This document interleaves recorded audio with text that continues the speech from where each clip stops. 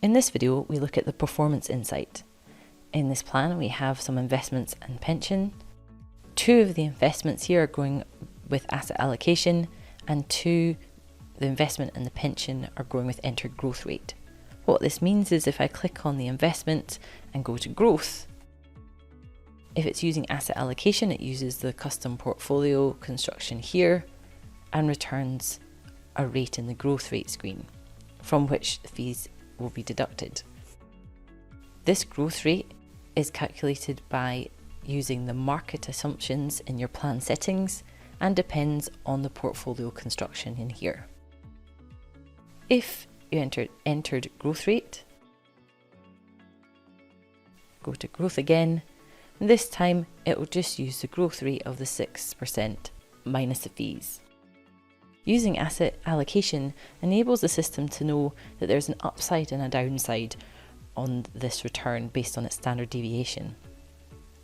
So if we go to the insights and click on performance, we can adjust through the whole of the plan the investment and pensions performance. If it grows with enter growth rate, then the slider will move this performance up and down by 1%.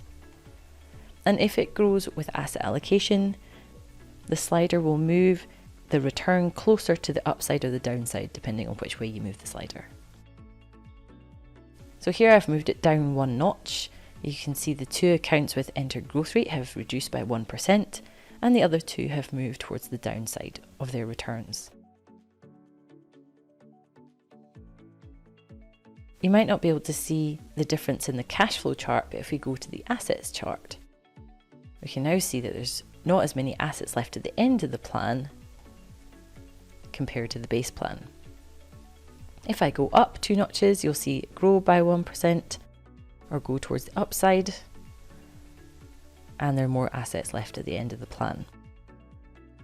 This insight is really helpful in understanding how a small impact year on year can have a bigger impact on the numbers in the plan. As with all these insights, they're designed as conversation starters with the client. Thanks for listening.